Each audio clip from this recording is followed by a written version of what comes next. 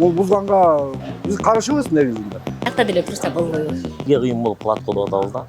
Объездной курса, кенен курса мен каршы эмесмин. Вообще туура эмес. В Бишкеке планируют снести автовокзалы и Ошский рынок и вынести их за пределы города. Мы решили узнать, что думают по этому поводу водители и пассажиры западного автовокзала.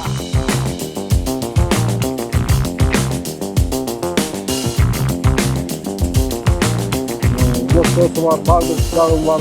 Менен бузак деген это туура эмес. Вообще туура эмес. Эми ал чет жакка көчүрүлгөндүн ыңгайсыздыгы мындай да, ал көлдөн келаткандар бар, тоодон келаткандар болот.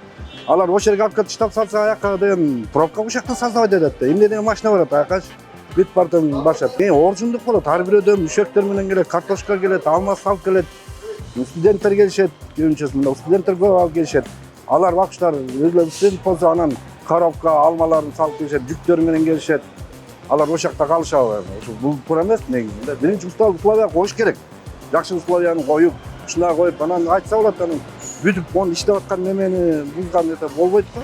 Мы все против сноса. Центр города привыкли. Уже знаем о том, что все население тоже именно предпочитает это место. Перенос вниз туда, мне кажется, нецелесообразно. Эми салымын болуп атат да, бир маршрут 18 киши алып кирип атса, бул менен жолбойт деп атабыз да. Бир маршрутка кишини мисалзак, объездге келип таштасак, 10 такси бөлүп кетет да. Андан наоборот пробка көбүрөөк болобу деген неме болуп атат да бул. Буга деле кошула албайбыз эми ал.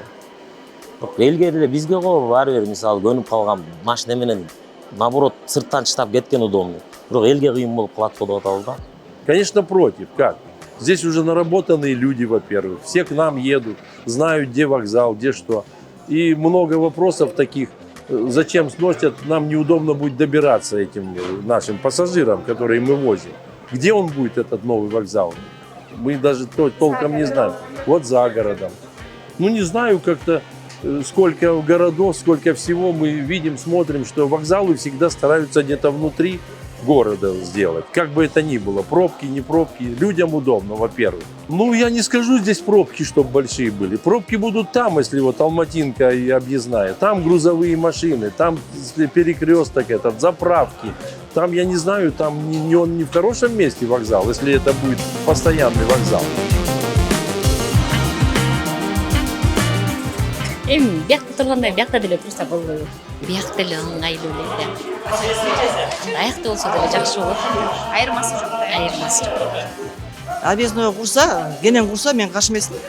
Анткени элге кенен болуш керек деп биякта таралып калды чындыгындачы. Буга жанагы междугород кылып койсо биякта, анан жана сырттагыларга тияктан кылса мен каршы эмесмин. Новые большие проблемы, потому что очень далеко будет добираться, например, это до конца города, за пределы города тем более. Вот и все мое мнение.